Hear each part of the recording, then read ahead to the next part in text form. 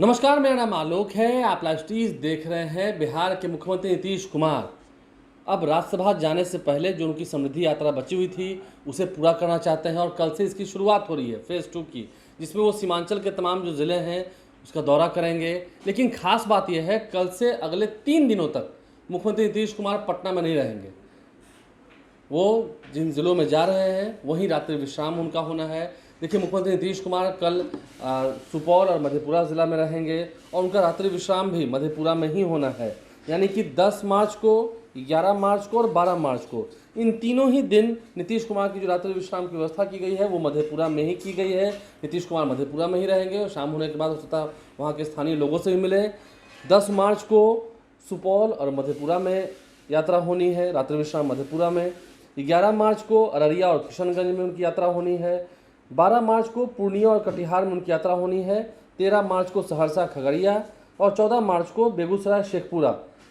तो 13 और 14 को फिर वो पटना वापस आ जाएंगे, क्योंकि सहरसा खगड़िया और शेखपुरा की बात है तो वहाँ तो फिर बाय एयर वो वापस आ जाएंगे। लेकिन नीतीश कुमार अगले 3 दिनों तक पटना में नहीं है, ज़िलों में है, सीमांचल के दौरे पर है, क्योंकि अब उन्हें राज्यसभा जाना है। आने वाले समय में जब राज्यसभा का चुनाव हो जाएगा तो फिर मुख्यमंत्री पद से इस्तीफा भी देंगे।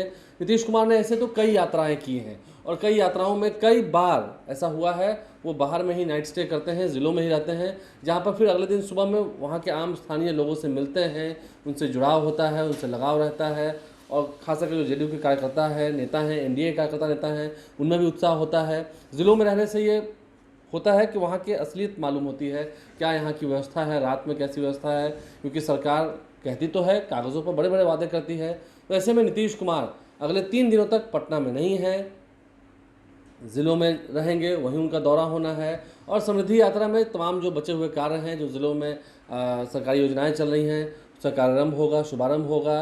कई योजनाएं जो पूरी हो चुकी हैं उसका उद्घाटन होना है, फिर समीक्षा बैठक भी होनी है। और बड़ी बात यह है, सम्राट चौधरी सूबे के उप मुख्यमंत्री हैं, वो उनके साथ मौजूद होंगे इस यात्रा में। कल से जो समृद्धि यात्रा शुरू हो रही है, जिन ज़िलों में जाएंगे वहाँ के प्रभारी मंत्री, उस ज़िले में जो मंत्री हैं, जो जीत के आते हैं या विधायक हैं, वो वहाँ मौजूद रहेंगे, जनप्रतिनिधि भी मौजूद रहेंगे। तो ऐसे में बड़ी बात यह है, देखिए, नीतीश कुमार ने काम जितना भी किया हो, जो भी काम किया हो, कल ध्यान देने वाली बात यह भी होगी कि मंच से नीतीश कुमार कहते क्या हैं। जब वहाँ पर आशा की दीदी, ममता की दीदी होंगी, आम जनमानस होंगे, उनसे क्या कहते हैं, क्योंकि जब से नीतीश कुमार ने अपने राज्यसभा जाने का निर्णय लिया है उसके बाद से उन्होंने कुछ कहा नहीं है, सार्वजनिक मंच पर वो आए नहीं हैं। कल ऐसा पहला मौका होगा जब नीतीश कुमार सार्वजनिक मंच पर आएंगे, अपनी बातों को रखेंगे। देखना हो क्या बातें कहते हैं। वो भी भावुक हैं, वो भी उदास हैं, अंदर से उनको भी अच्छा नहीं लग रहा होगा। लेकिन खैर, एक लंबी पारी रही, 21 साल तक उन्होंने बिहार की सेवा की, बेमिसाल रहे 21 साल।